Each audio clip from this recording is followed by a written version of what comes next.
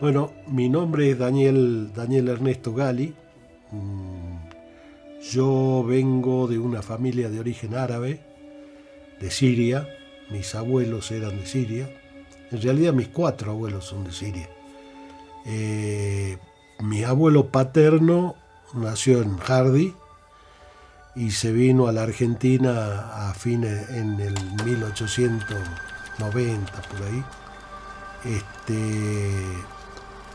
Se instalaron en Jujuy con el apellido real era Gale, Ghale, que quiere decir caro en árabe, pero en migraciones lo anotaron con la doble L y la I, así que quedó como un apellido de origen italiano, pero en realidad la familia es de origen árabe y es la iniciadora de la fábrica de dulces Otito.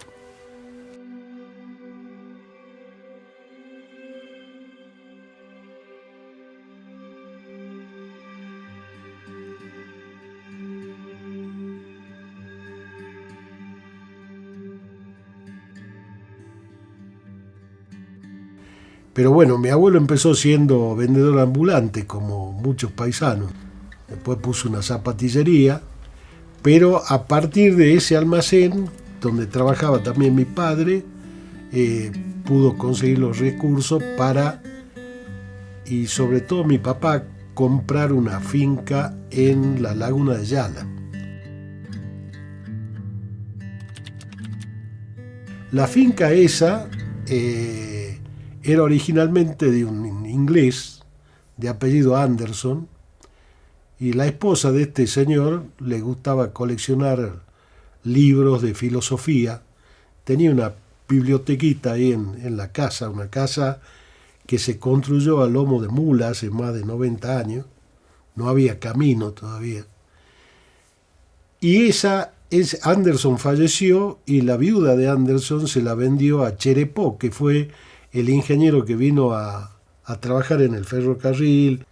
Y bueno, de ahí decidieron comprar la finca esta, que son 5 hectáreas, pero los libros de la esposa de Anderson quedaron en la biblioteca y adentro tenían recetas de dulces y mermeladas inglesas. Y mi tío, que venía de la Universidad de La Plata, donde había hecho una especialidad en industrias agrarias, la especialidad, digamos, de la materia industria agraria era fabricación de dulces y mermeladas y conservas de alimentos, se interesó, leyó las recetas y como había plantas frutales a la vuelta de la casa, empezaron a fabricar, a hacer dulce en la finca y traer los dulces, regalárselo a los vecinos. Como le gustó, los vecinos después le daban el azúcar y los frascos para que le traigan más. Y después finalmente le dijeron, bueno, fabríquenlo y nosotros se lo compramos. Y así nace la fábrica de dulces Otito.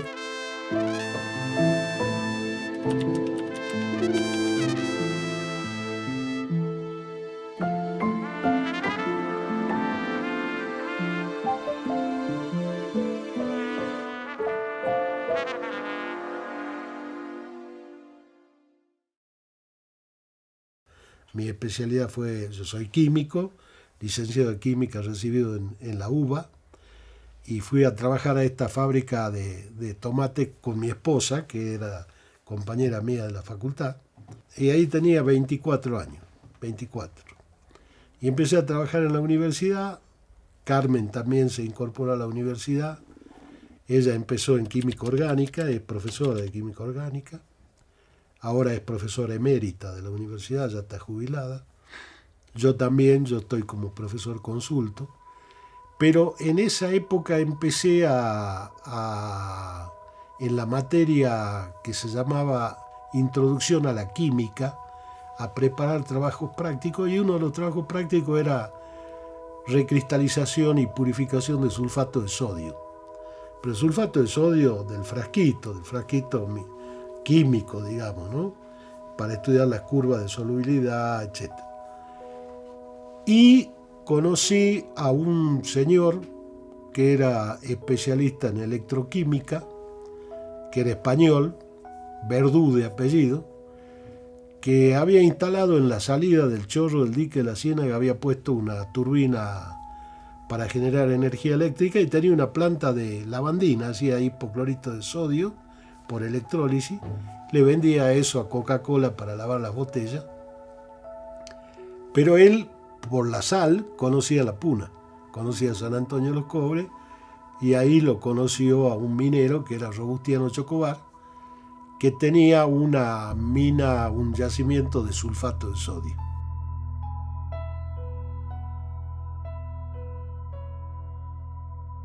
Y este señor me dice, no, yo te invito, que vamos a la Puna, que...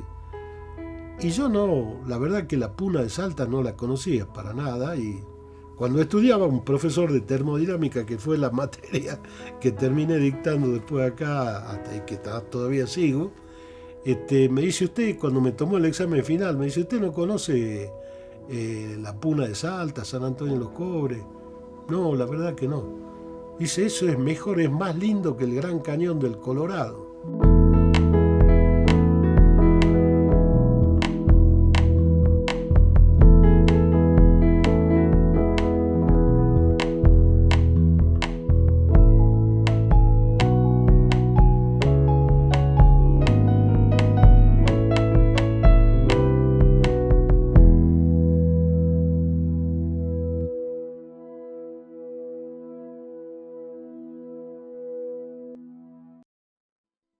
Era un alemán, ¿no? Y estaba enamorado de la Puna.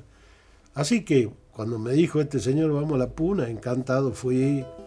Y fuimos al yacimiento de Robustiano.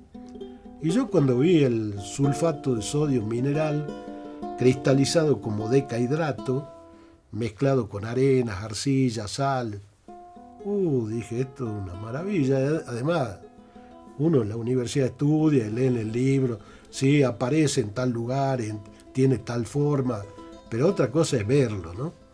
Entonces ahí me entusiasmé muchísimo y volví a Jujuy con una bolsa de sulfato de sodio, y el trabajo práctico que hacía lo convertí en la purificación de ese mineral.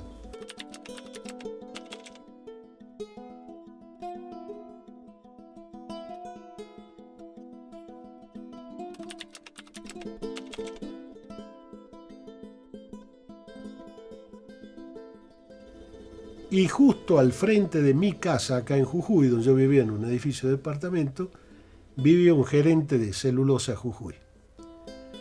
Y un día, jugando al Scrabble, yo dije, ¿puedo poner un nombre químico en una palabra que había? ¿Puedo escribir sulfato?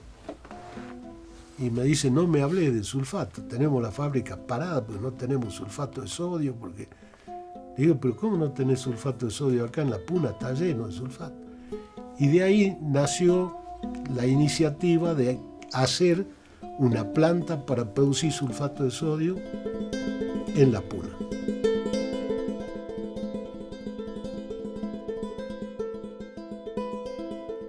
Y yo empecé a ir a la Puna y diseñamos una plantita ahí en Pompeya, se llamaba el lugar, que es 5 kilómetros por la ruta 51, como yendo hacia Salar de Pocito.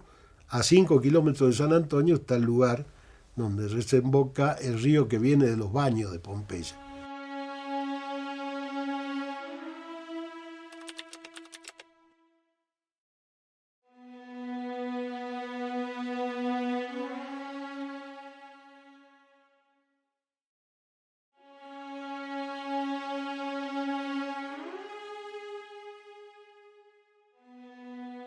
Pero al mismo tiempo me interesó el tema de las pozas solares de gradiente salino no convectivo, y me puse en contacto con el doctor Luis Saravia de la UNSA, que trabajaba en el INENCO, y la doctora Lesino, y decidimos empezar a investigar sobre las pozas solares. Pues yo la propuesta a Luis Saravia, que trabajaba con pozas de cloruro de sodio, que tiene solubilidad constante con la temperatura en agua, el cloruro de sodio, entonces la poza había que estarla manteniendo permanentemente.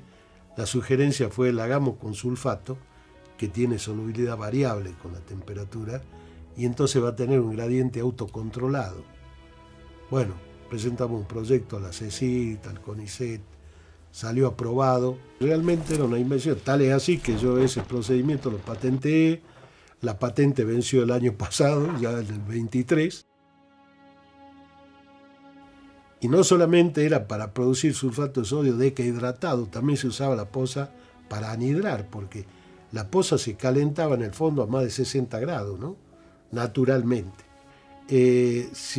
Vos viste que una pileta de natación no se calienta con la radiación solar, no se, aunque uno le ponga abajo el plástico negro o pinte de negro el fondo, porque simplemente porque el sol se acumula en el fondo, se absorbe en el fondo, calienta el agua del fondo, pero el agua caliente es más liviana que el agua fría, entonces convecta y se enfría. En la poza, ¿qué se hace? Yo pongo un lecho de sulfato de sodio en el fondo. Entonces, cuando el sol calienta el fondo, el sulfato se disuelve y aumenta la densidad del fondo. Está más caliente y más denso. No puede subir. Entonces se arma gradientes de concentración y de temperatura que van del fondo hacia la superficie.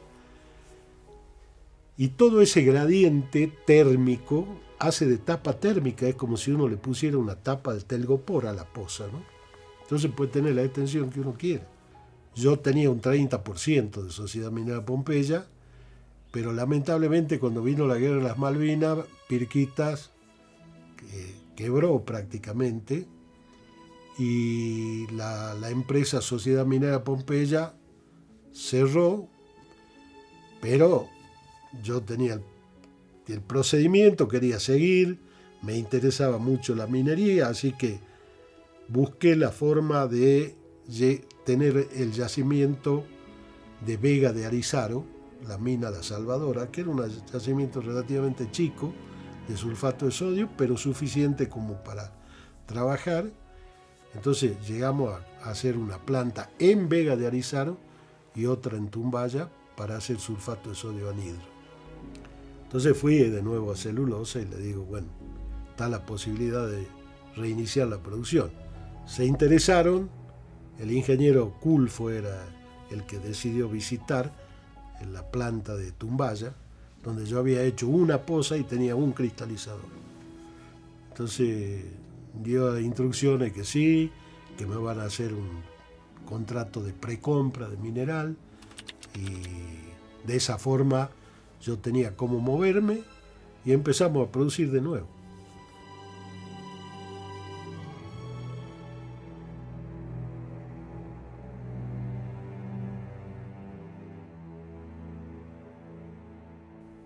Mi madre vivía acá en Jujuy y siempre se asustaba cuando iba.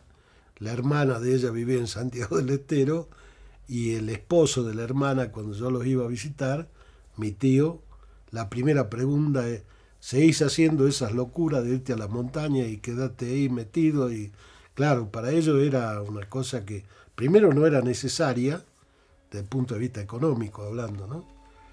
Pero para mí era muy necesaria, pues yo tenía espíritu de investigación, minero, y bueno. Y de ahí vino que yo quería estudiar, al principio, ingeniería química. Mi hermano, por equivocación, me inscribió en la licenciatura en química y la carrera me gustó de entrada, así que terminé con eso, ¿no? Terminé con eso y siempre me gustó estudiar, tanto que después hice un postdoc en Australia, en la Universidad de Macquarie.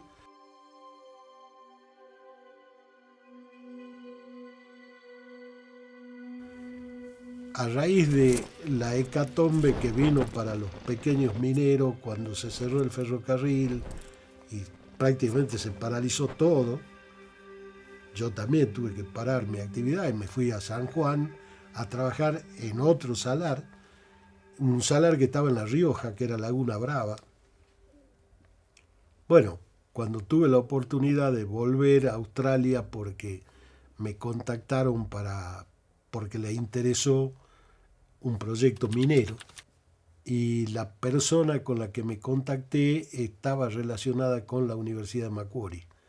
Entonces, cuando yo le presenté un trabajo donde proponía cómo cuantificar la alteración del medio ambiente mediante una variable termodinámica, qué sé yo, se embaló y dijo, pero esto puede ser una tesis doctoral. ¿Por qué no presentamos la tesis doctoral? Bueno, presenté en la Universidad de Macquarie, pero la idea ¿cuál era? Tratar de formular un modelo económico de una economía que sea ideal.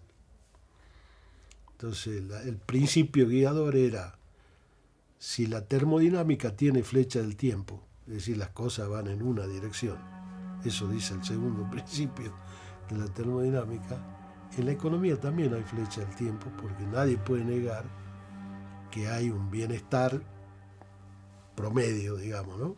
Hay una dirección. Entonces, fue posible encontrar una ecuación, una relación fundamental, y a partir de ahí formular el modelo, ¿no? Y bueno, terminé la tesis, terminé siendo PhD de la Universidad de Macquarie.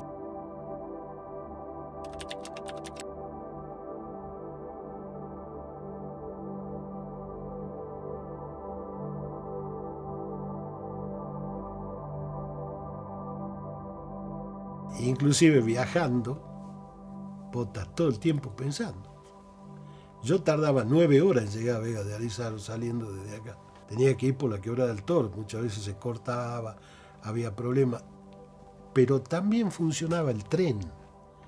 Y yo muchas veces iba con mi camioneta hasta la estación de Salta, cargaba la mercadería para la gente en el tren, me tomaba el tren en un camarote que era prácticamente para mí solo. Así que ahí iba estudiando, el tren salía a las 3:30 de Salta, de la estación de Salta, llegaba a las 7 de la mañana a Vega de Arizaro. Iba hasta Socompa y cuando volvía pasaba a las 7 de la tarde, o sea que tenía 12 horas para trabajar en la planta, y si era necesario quedarme, me quedaba una semana y bajaba al miércoles siguiente, pues subía los miércoles nomás al tren.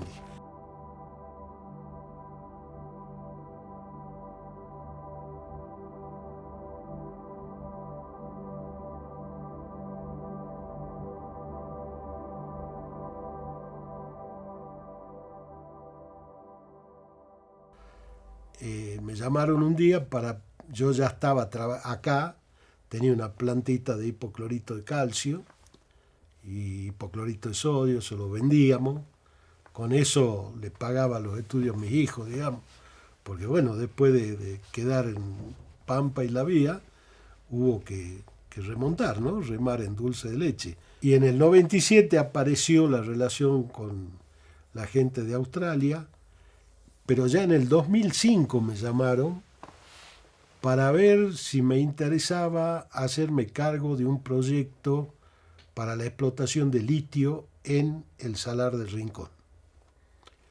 Mi respuesta inicial fue no. ¿Por qué? Por el antecedente de lo que había pasado con la minería.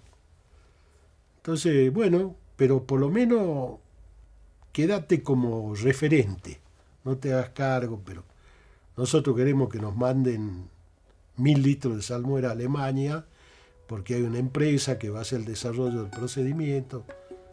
Bueno, sí, eso puedo hacer. Voy, cargo los 1.000 litros, 5 tambores, 200 litros, se lo despachamos a Alemania.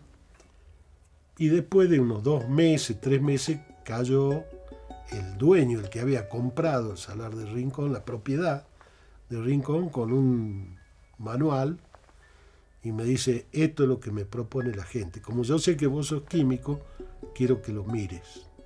Entonces yo lo miré, dije, pero los análisis de lo que parten para hacer el desarrollo son los análisis de la salmuera que nosotros mandamos desde acá y que la sacamos de una bibliografía. Y los salares cambian, son muy dinámicos. Entonces me pareció que no era muy serio el estudio. Entonces, con toda la argumentación, ahí tuvimos una charla larga. Este hombre, Philip Thomas, que vino con Sorrentino, el doctor Carlos Sorrentino, me dijo, ¿y por qué no desarrollamos el procedimiento? Y yo la primera respuesta, como tratando de zafar, digamos, la pregunta, fue porque no tengo laboratorio. Decime qué necesitáis comprar. Entonces hice la lista. Bien completita la lista de todos los equipos, absorción atómica. No había puesto ICP en ese momento, pero con una absorción podíamos zafar. Y así compramos un laboratorio, lo instalamos en Jujuy, en una casa vieja, y ahí empezamos a desarrollar el procedimiento, que terminó en un procedimiento que se empezó a aplicar en el Salar de Rincón para una producción de 1.500 toneladas. Era una planta de demostración industrial, porque en realidad esta era una junior que quería demostrar que el salar tenía, entonces se hacía los estudios geológicos y una aplicación del procedimiento. Bueno, la planta esa empezó a producir 1.500 toneladas por año en el 2012, 2013, y se exportó a varios lugares del mundo.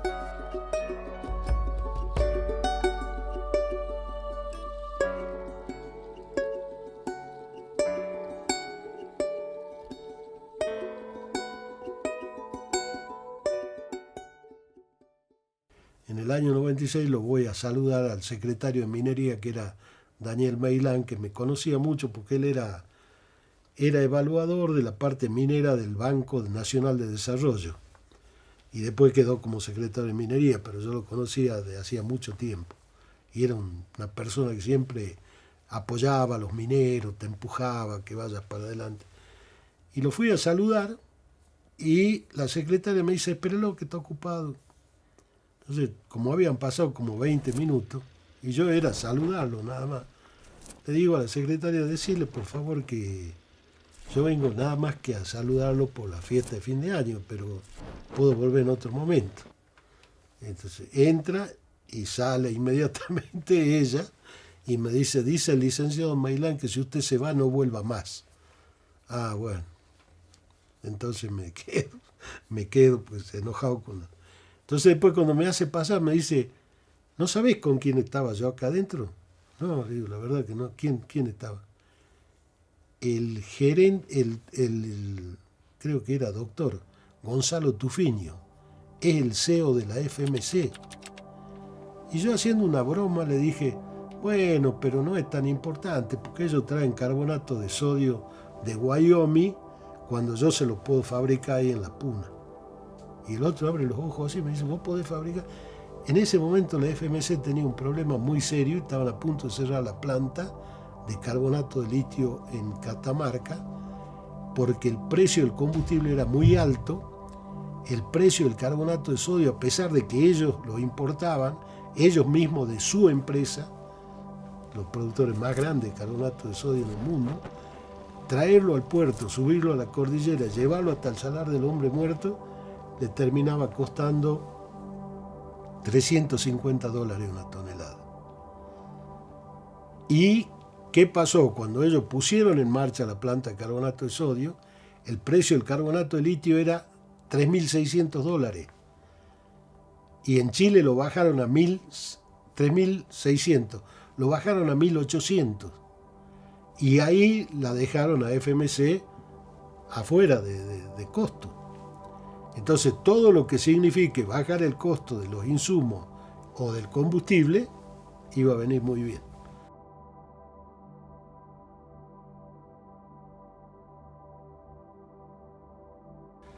Entonces, bueno, me da el teléfono que lo vea en Salta, Gonzalo Tufiño, y fui a verlo.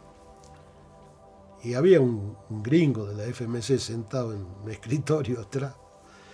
Y cuando yo le digo, me dice, ¿y cómo vas a hacer el carbonato de sodio? Carbonato de sodio, si uno lo hace por el proceso Solvay, pues la soda Solvay, tiene que ser en una producción muy alta, ¿no? Tiene que hablar de más de 300.000 toneladas por año. Bueno, pero yo le dije, yo lo voy a hacer con el proceso Leblanc. Entonces el gringo dice, Mr. Gali, proceso Leblanc 200 years ago. Sí, ya sé que esto fue hace 200 años, pero acá en la Puna eso andaría muy bien. Y Gonzalo Tufiño se queda interesado y me dice, ¿por qué no me hace una evaluación técnica económica? Entonces hago la evaluación, le terminaba costando $120 la tonelada puesto ahí.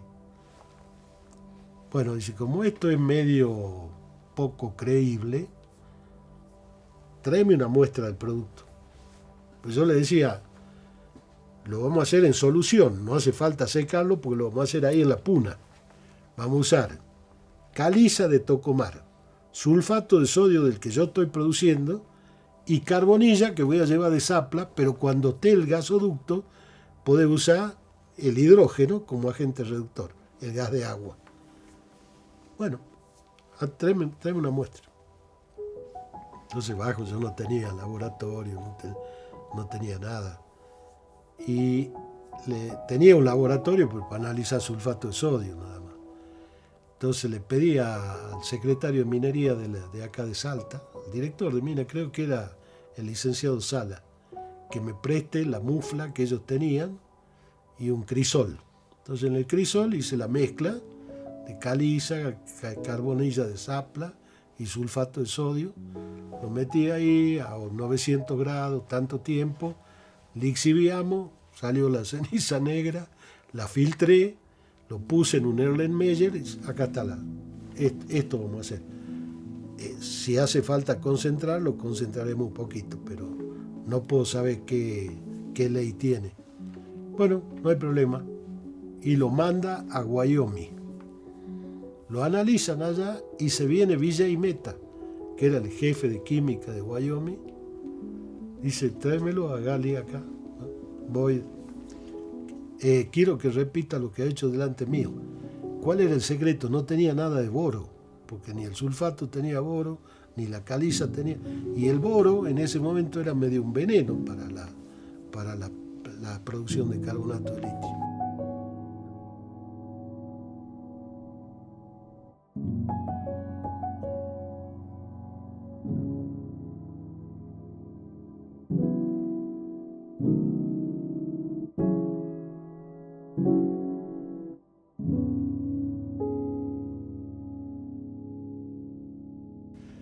Entonces, vuelvo ahí a la Secretaría de Minería, repetimos todo, y la anécdota cómica es que cuando terminamos, eran las 2:30 de la tarde, y yo ya tenía el frasquito con la solución, me dice, sería bueno tener algo de clorhídrico para agregarle, para ver por lo menos el burbujeo. Porque yo tengo el que usted mandó que le dio antes, el que había hecho primero. Entonces comparamos, por lo menos para tener un análisis cuantitativo. Bueno, no, cerró el laboratorio, ya no hay nadie.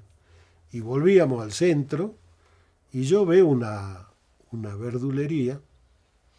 Entonces paro y compro un limón. Y me dice, era un hindú el Vijay Mehta, pero hablaba en inglés, ¿no? Me dice, ¿qué vas a hacer con eso? No, podemos hacer la prueba con el limón, si es lo mismo. Ah, claro, dice, claro. Y tenía 2 tubitos de ensayo, así que pusimos en un tubito el nuevo y en el otro tubito el viejo, y le exprimimos un cachito de limón a cada uno. Ahí cuando vio el burbujeo dijo, bueno, lo vamos a analizar ahora para que sea serio todo, pero sí, esto funciona, va a funcionar muy bien, porque además este procedimiento es muy conocido. El proceso Leblanc es el origen de la ingeniería química en el mundo. Leblanc era un farmacéutico, pero era el médico de la corona también.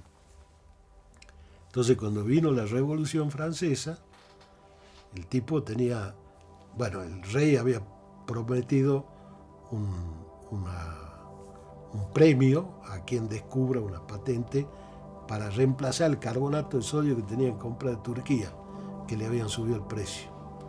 Entonces, ¿qué hizo Hizo su procedimiento y lo patentó. Y lo fusilaron. Se mató él, se suicidó, para que ningún plebeyo lo mate.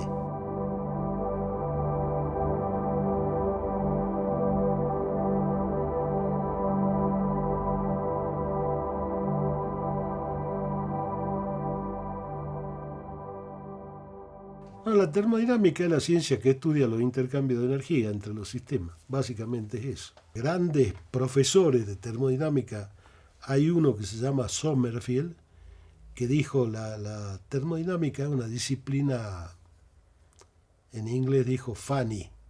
Dice, si vos la estudias por primera vez, no entendés nada. La segunda vez que la estudiás, entendés todo, salvo una cosita que siempre te queda la duda. Y cuando la vuelves a estudiar por tercera vez, confirma que no entendiste nada. Bueno, a mí me apasionó la termodinámica y sobre todo la teoría termodinámica macroscópica de equilibrio. Dije, bueno, tengo un montón de archivos sobre mis clases de termodinámica y ejercicios que preparé para los exámenes y etcétera. Y bueno, me entusiasmé con querer escribir un libro sobre termodinámica, pero más que nada apuntando al tema de la irreversibilidad y el trabajo perdido, ¿no? Aunque no lo publique, que quede escrito hasta donde llegue. Y es por la zamba de los mineros, dice, pasaré por Gualfín, me voy para el Corral Quemado. Y a mí me pasó una cosa muy linda hace no tanto, cuando tuve que ir al Salar de Incahuasi, que está al sur del Salar del Hombre Muerto, en Catamarca. Entonces le había dicho a Federico Moya, un geólogo, sí, ahora voy a Salar de Pocito, y después me voy hasta el Hombre Muerto, y de ahí Antofagasta de la Sierra, y de ahí, no, me dice, pero ahora podés ir por Gualfín. Ah, mira qué interesante, ¿y cómo es? Te vas a Cafayate y de ahí, como yendo para el lado de Santa María, fui por ahí y pasé por Gualfín.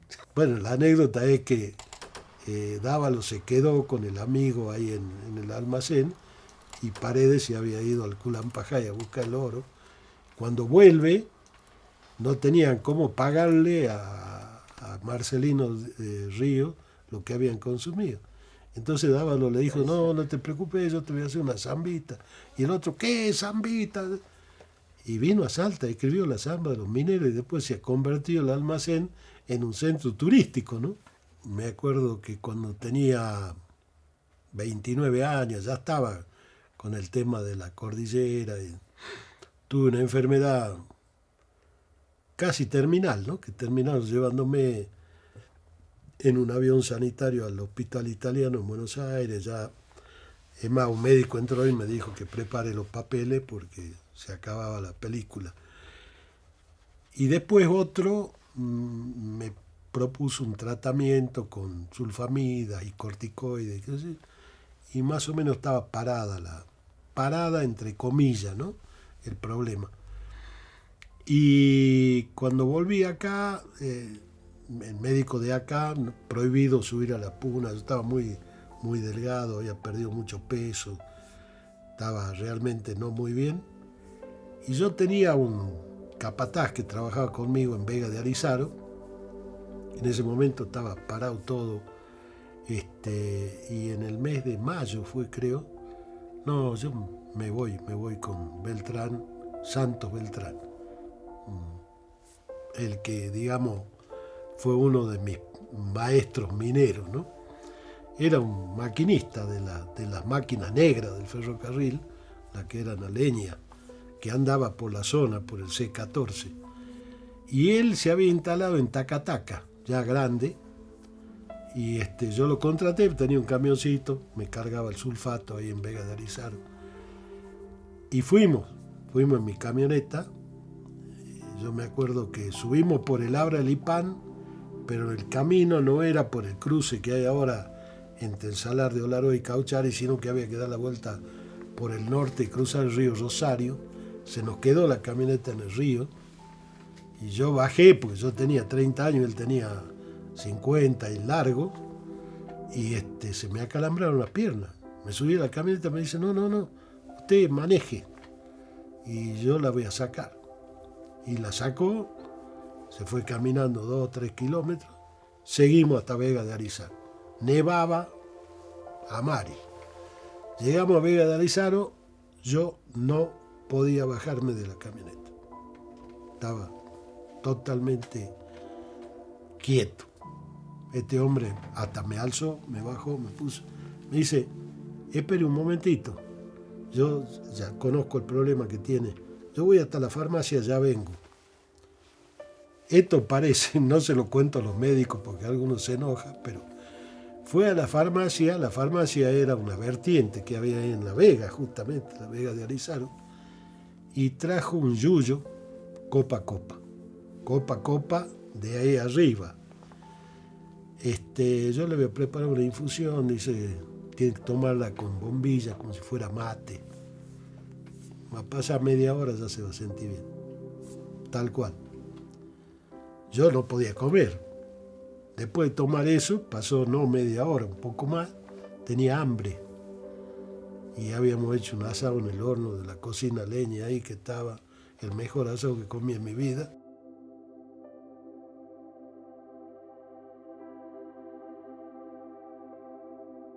El arte del coqueo practico mucho, sí, y como buen minero, ¿no? Todo el mundo en la puna coquea, no hay vuelta que darle. Como me llamaron de la Academia de Ciencias Exactas, Físicas y Naturales para pedirme que escriba un artículo de un libro que se llama El hidrógeno y el litio, dos actores fundamentales en el desarrollo energético argentino, me pidieron que escriba el primer capítulo de la parte de litio, que es extracción y procesamiento de salmueras portadoras de litio. A partir de ahí yo le dije a la editora, yo no soy escritor, no soy Pablo Neruda, ni mucho menos, ni Shakespeare. Shakespeare tenía más de 25.000 palabras en su vocabulario. Yo si llego a 5.000 es si tengo que sumar algunos vocablos de la puna que aprendí después. Gran parte de mi tiempo lo pasamos con los chicos, la mayoría con mi señora, la otra parte trabajando en el laboratorio.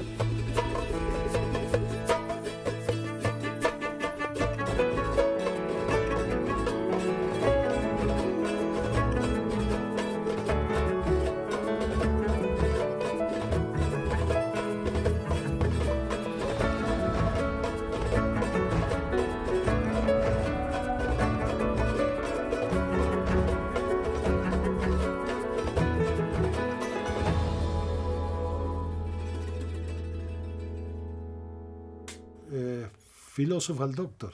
El título de la tesis, aplicación de la estructura matemática de la termodinámica para la formulación de un modelo económico ideal. Ese es el título. Sí, es loco como los mineros, ¿no? Increíble, pero...